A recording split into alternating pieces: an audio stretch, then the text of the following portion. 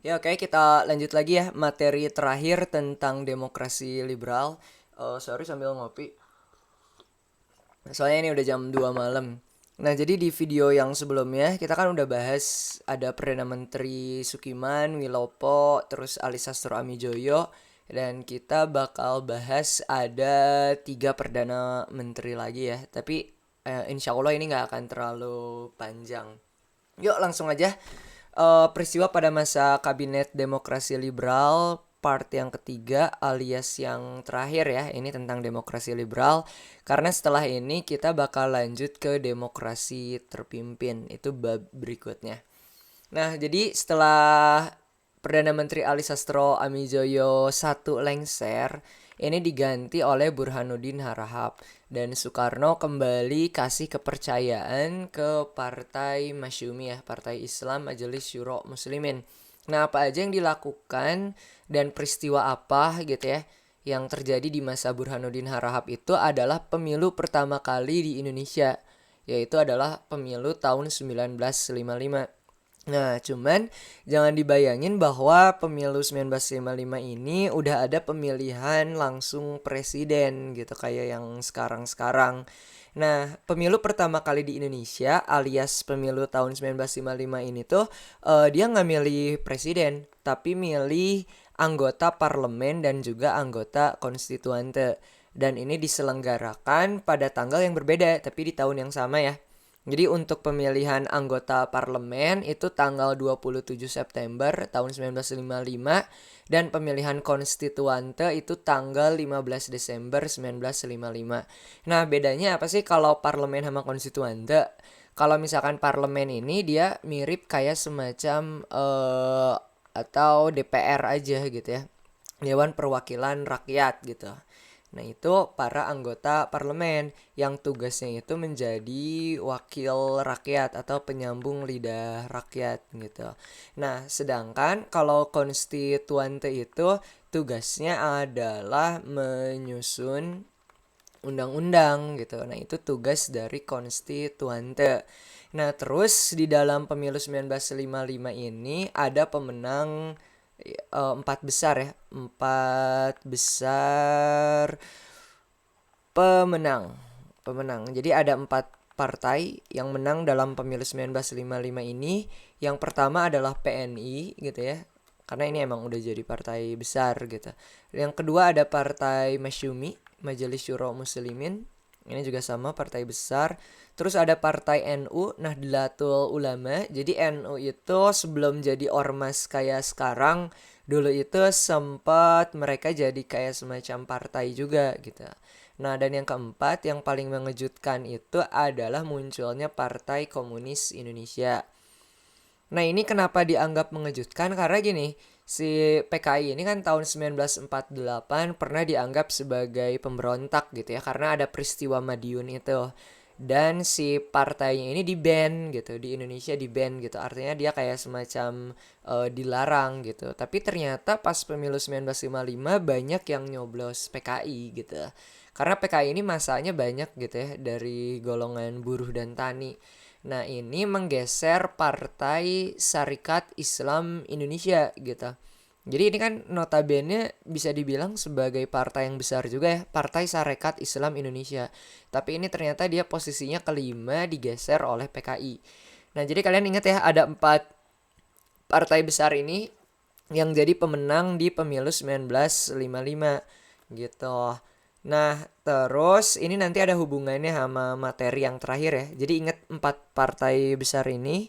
Kemudian di sini ada konstituante yang tugasnya itu adalah menyusun undang-undang. Nah, jadi si anggota konstituantenya otomatis dari empat partai ini. Nah, itu peristiwa di masa Burhanuddin Harahap ya. Jadi dia menyelenggarakan pemilu tahun 1955. Terus ada juga peristiwa diangkatnya kembali Nasution. Jadi setelah peristiwa 17 Oktober tahun 1952 yang di video sebelumnya itu, ternyata Nasution ini kembali dikasih kepercayaan untuk menjadi kepala staf angkatan darat gitu ya. Dia diangkat kembali. Yang sebelumnya itu dicalonin ada Zulkifli Lubis sama Jenderal Sudirman gitu. Tapi ternyata akhirnya yang dipilih adalah Nasution. Nah, kenapa? Karena Nasution ini dianggap dia emang punya pengalaman yang bagus gitu ya. Dan waktu itu Indonesia lagi menghadapi yang namanya pemberontakan DITII. Jadi kalau kalian masih ingat ya, di bab awal ada pemberontakan Darul Islam Tentara Islam Indonesia gitu ya. Dan ini belum selesai sampai tahun 1962. Nah, ini kan masih tahun 1955 gitu. Nah, jadi Nasution ini masih punya tugas gitu untuk menyelesaikan pemberontakan Darul Islam Tentara Islam Indonesia. Nah, itu ya. Nah, akhirnya karena partai PNI ini yang menang, jadi Perdana Menterinya nggak lagi ditunjuk oleh Soekarno, tapi berdasarkan dari voting tertinggi. Nah, karena ketua PNI waktu itu adalah Ali Sastro Amijoyo yang tadi sebelumnya, nah maka otomatis karena kemenangan dari pemilu ini, yang menjadi Perdana Menterinya itu adalah kembali Ali Sastro Amijoyo. Nah, makanya di sini ada angka 2 gitu. Maksudnya 2 itu adalah periode dia yang kedua sebagai Perdana Menteri. Nah, di masa ini tuh nggak begitu ada peristiwa yang terlalu penting gitu. Kenapa? Karena Ali Sastro Amijoyo II ini sibuk mengurusi gitu ya. Nah, sibuk mengurus urusan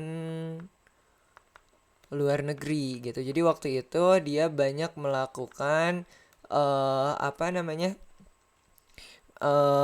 pengambil alihan tentang Papua Barat gitu ya. Nah, jadi Papua Barat ini kan emang masih terus diperjuangkan gitu ya. Yang mana hasil dari perjanjian KMB ini Papua Baratnya masih ditahan gitu oleh Belanda. Nah, Ali Sastro Amijoyo ini punya urusan untuk ngurusin ini gitu. Sebenarnya dari awal Perdana Menteri juga dari zaman Natsir ya, kan ada yang namanya mosi integral kalau kalian masih ingat. Nah, itu tujuannya terus untuk mencoba mengambil Papua Barat si NKRI ini. Nah, tapi karena Ali Sastro Amijoyo ini kurang gitu ya dalam pengelolaan urusan dalam negerinya, nah makanya akhirnya ini diganti lagi oleh Soekarno. Jadi kayak seolah-olah yang si pemilu 1955-nya itu nggak berlaku gitu ya hasilnya. Karena banyak bisa dibilang kalau menurut Soekarno-nya mungkin itu gagal gitu. Jadi dari orang-orang yang dipilih itu justru apa namanya? Bentar, itu ada kejadian aneh. Jadi tadi lampu mati tapi tiba-tiba nyala.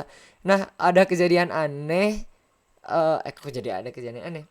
Apa menurut Soekarno itu si anggota-anggotanya dianggap kurang, bisa dibilang kurang efektif. Nah, makanya Ali Sastro Amijoyo akhirnya diganti lagi oleh yang namanya Insinyur Haji Juanda gitu ya, atau Jalan Dago itu kita kenalnya. Nah, Juanda ini bisa dibilang dia sebagai, oh ya sorry, tadi Ali Sastro Amijoyo jelas ya dia dari PNI, kemudian Burhanuddin Harahap dari Masyumi. Nah, kalau Juanda ini dia disebut sebagai Zakon Kabinet.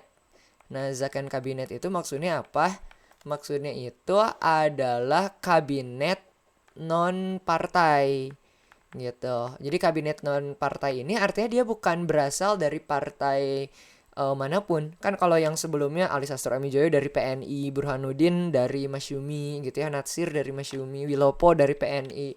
Nah, karena itu terus-terusan bersaing gitu dan saling menjatuhkan, akhirnya Soekarno itu eksperimen. Ya udah, akhirnya Soekarno menunjuk tokoh yang berasal bukan dari anggota partai, yaitu adalah Insinyur Juanda. Nah, apa aja yang dilakukan oleh Juanda dan peristiwa apa aja? Yang pertama itu dia adalah melakukan deklarasi Juanda. Jadi deklarasi itu kan kayak semacam bikin pernyataan gitu ya. Nah, intinya adalah untuk memperluas teritorial ya laut Indonesia. Nah, ini maksudnya gimana? Nanti kita pakai peta seperti biasa biar kita bisa ngebayangin. Jadi gini, Indonesia ini kan laut Indonesia ya, bisa dibilang. Nah, luas laut Indonesia ini atau tolak ukurnya itu cuman 3 mil dari daratan. Nah, jadi 3 mil dari daratan tuh maksudnya gimana? Maksudnya gini, misalkan ini Sumatera. Nah, luas laut Indonesia tuh cuman 3 mil dari daratan Sumatera ini. Kalimantan juga sama, cuman 3 mil gitu ya. Jawa juga sama, Sulawesi juga sama, jadi cuman 3 mil dari daratan. Nah, emang kenapa kalau 3 mil dari daratan? Jadi artinya si wilayah yang di luar dari 3 mil itu nggak dianggap sebagai laut milik orang Indonesia. Jadi anggaplah ini ya, nih yang diarsir ini bukan laut Indonesia waktu itu. Kenapa? Ya tadi karena cuma 3 mil dari daratan doang yang diakuinnya. Emang ruginya apa? Nah, ruginya itu berarti kalau ada kapal-kapal asing, ini ceritanya yang biru kapal-kapal asing ya. Nah, kalau ada kapal-kapal asing masuk sini artinya ngerugiin Indonesia. Mereka bisa mondar-mandir seenaknya gitu tanpa dikenain pajak gitu ya. Atau bea cukai kalau bawa barang atau apapun gitu intinya. Nah, akhirnya Juanda ini dia bikin semacam deklarasi tadi. Nah, pernyataan perluasan teritorial laut Indonesia. Katanya yang tadinya dari 3 mil sekarang berubah menjadi 3 mil dari daratan. Nah, artinya ini nih yang diarsir warna hitam ini ya yang dari gambarnya. Ini gambarnya dari Google ya, izin ngambil dari Kompasiana kalau nggak salah. Nah, jadi ya luas laut Indonesia ini yang garis hitam, jadi diperluas. Artinya, kalau misalkan ada kapal asing masuk sini, ya itu harus berdasarkan izin gitu. Nah, cuman deklarasi Juanda tahun 1957 ini, dia masih secara de facto. Jadi de facto itu secara sepihak doang. Nah, berarti kan nggak bisa seenaknya ya. Ini sorry pakai C. Nggak bisa seenaknya orang misalkan luas laut Indonesia luasnya 3 mil berubah jadi 12 mil. Terus tiba-tiba berubah lagi jadi 15 mil. Nah, itu harus diakuin juga oleh PBB misalnya.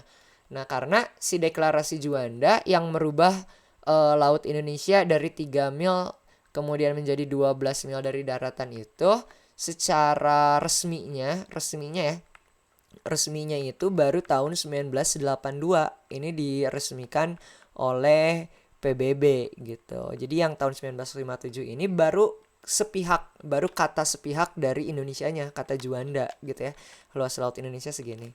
Nah, jadi totalnya ini bukan luasnya tapi tolak ukurnya gitu ya. Kalau luasnya sendiri ini nih 2.027.087 kilometer persegi. Ini awalnya. Kemudian setelah berubah menjadi 12 mil dari daratan, luasnya menjadi 5.193.250 kilometer persegi. Nah, ini perubahannya ya, luas laut Indonesia gitu. Nah, itu yang dilakukan oleh Juanda. Terus kita balik lagi tadi, jadi kalian pasti udah ngerti ya tentang deklarasi Juanda tuh kayak apa. Intinya memperluas teritorial laut Indonesia. Nah, kemudian di masa Juanda juga terjadi pemberontakan PRRI Permesta ya. Ini juga udah pernah dibahas di bab 1. Nah, kenapa balik lagi mundur lagi? Sebenarnya bukan mundur lagi. Cuman kan si materi kita itu per tema gitu ya. Per tema. Jadi meskipun si materi demokrasi liberal ini lebih baru dari materi yang pemberontakan, tapi kalau dilihat dari tahunnya, si pemberontakan Peri Permesta ini terjadi di masanya Juanda gitu. Dari tahun 1957 juga kan ya kalau nggak salah sampai dengan 1958. Dari 1957 sampai 1958.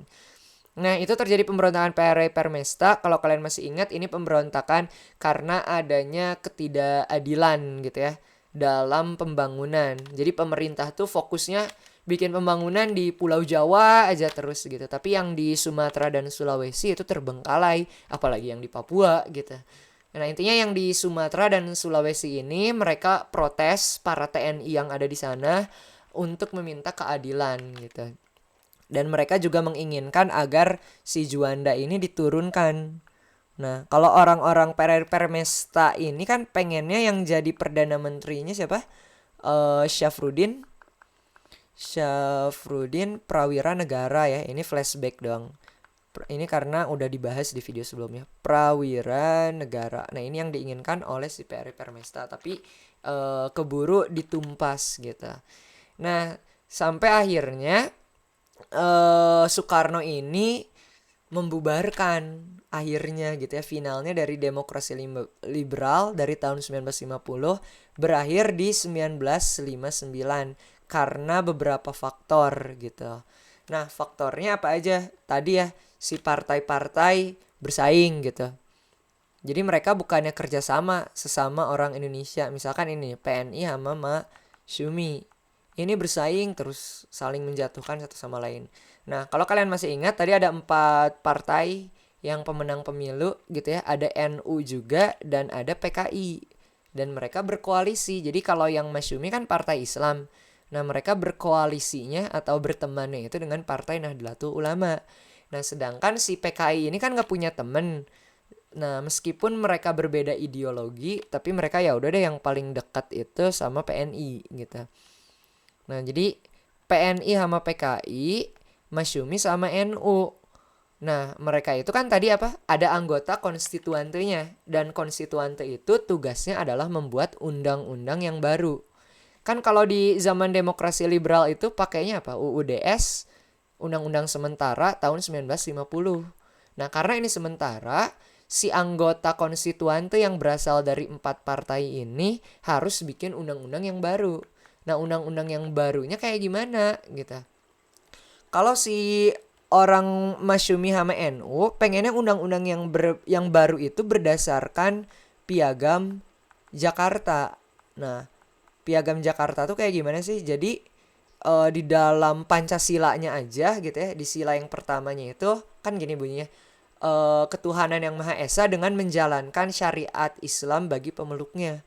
Jadi intinya kalau Masyumi sama NU pengen berdasarkan Piagam Jakarta yang isinya itu Islam banget gitu. Nah, sedangkan kalau si PNI sama PKI mereka pengennya Indonesia itu undang-undangnya sekuler gitu.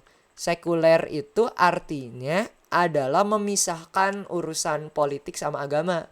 Jadi ya udah, urusan negara itu nggak usah dicampur adukin sama hukum agama gitu intinya. Jadi mereka debat gitu ya. Mereka debat, yang satu pengen undang-undangnya sekuler aja, yang Masyumi sama NU pengennya berdasarkan Piagam Jakarta yang Islam banget. Nah, sampai akhirnya mereka itu gagal untuk membuat undang-undang yang baru gitu. Makanya sampai sekarang kita pakainya Undang-Undang Dasar 1945 karena balik lagi ke yang dulu. Dan itu katanya Soekarno. Jadi yang bikin keputusannya adalah Soekarno. Nah, akhirnya Soekarno ini mengakhiri masa demokrasi liberal dengan dikeluarkannya pernyataan dekret presiden. Nah, namanya aja kan udah dekret presiden, artinya yang ngeluarin adalah Soekarno gitu. Tanggal 5 Juli 1959 gitu. Nah, dekret presiden itu apa aja isinya? Jadi kata Soekarno katanya bubarkan konstituante. Kenapa konstituante dibubarkan ya tadi? Jadi mereka buat bikin undang-undang yang baru itu kebanyakan debat gitu. Akhirnya ya udah kita balik lagi atau kembali ke Undang-Undang 1945. Dan akhirnya dibentuklah yang namanya MPRS. Jadi MPRS S-nya itu sementara ya. Jadi MPR tapi masih sementara gitu. Dan juga ada DPAS. Kalau DPAS itu adalah Dewan Penasehat. A-nya itu apa ya? Lupa lagi, coba kita browsing ya. Sorry. Dewan Penasehat, sorry lupa. Karena ini cuman ada di masa ini doang. Tugasnya itu mirip kayak Dewan Penerangan kalau di masanya Soeharto. Sorry ya, ini coba kita DPAS. Jadi DPAS kepanjangannya adalah Dewan Pertimbangan Agung, sorry bukan Dewan Penasehat ya. Tapi itu emang tugasnya para penasehat. Jadi gini, tadi apa, Dewan Pertimbangan Agung, S-nya sementara juga ya sama. Sorry ini nggak usah ditulis lah. Dewan Pertimbangan Agung sementara. Jadi si anggota DPAS ini tugasnya menjadi penasehatnya presiden. Jadi kalau misalkan presidennya mau bikin keputusan atau kebijakan, nah ini ada para anggota dewannya khusus untuk menjadi penasehat gitu ya, pertimbangan. Jadi mempertimbangkan kebijakan presiden tuh harus kayak gimana. Nah, terus yang terakhir ini ada plus DPR GR. Jadi udah dibentuk anggota DPR-nya, GR-nya itu adalah gotong royong Jadi namanya doang sebutannya DPR gotong royong. Dan DPR yang sebelumnya dibubarin. Kan anggota parlemen atau anggota DPR-nya udah dipilih sama rakyat gitu tahun 1955 tadi di pemilu yang pertama gitu ya di Indonesia. Nah, tapi sama Soekarno ini justru malah dibubarin si DPR yang pilihan rakyat yang kemarin. Dan Soekarno ini menunjuk anggota-anggotanya berdasarkan pilihan dia gitu. Nah, makanya nanti di masa beres demokrasi liberal itu Soekarno sama Muhammad Hatta tuh mulai musuhan. Jadi kata Muhammad Hatta tuh ibaratnya Soekarno egois banget di masa ini gitu. Gitu ya. Jadi konstituante dibubarin sama Soekarno karena gagal bikin undang-undang dan undang-undangnya kembali lagi ke 1945 terus dibentuk MPRS, DPAS dan juga DPR GR. Dan akhirnya Indonesia memasuki tahun 1959 itu adalah masa demokrasi terpimpin gitu ya. Nah ini fase atau periode yang berikutnya sampai nanti Soekarno akhirnya turun gitu ya dari jabatannya karena ada peristiwa G30S gitu. Jadi demokrasi terpimpin ini dari tahun 1959 kemudian nanti berakhir di tahun 1965 tepat pada saat adanya G30S gitu. Nah itu ya, jadi inilah masa demokrasi liberal. Dalam 9 tahun ada 7 Perdana Menteri dan di setiap Perdana Menterinya itu ada peristiwa-peristiwa nya tersendiri gitu dan juga kebijakan-kebijakannya. Ya kayak kita akhirin aja materi tentang demokrasi liberal ini. Alhamdulillah ya. Jadi nanti kita lanjut lagi ke demokrasi yang terpimpin. Beres demokrasi terpimpin apa? Orde Baru zamannya Soeharto. Beres Orde Baru apa? Zaman demokrasi masa reformasi ya. Jadi reformasi ada peristiwa 98 nanti gitu. Terus udah beres gitu. Jadi masih ada 3 bab lagi ya, tapi insya Allah nggak akan terlalu panjang. Nggak kayak demokrasi liberal ini yang Perdana Menterinya ada banyak. Ya oke, sekian, makasih banyak kalian udah dengar. Ini videonya udah bikin sampai jam 2 malam, jadi kalian wajib nonton. Oke.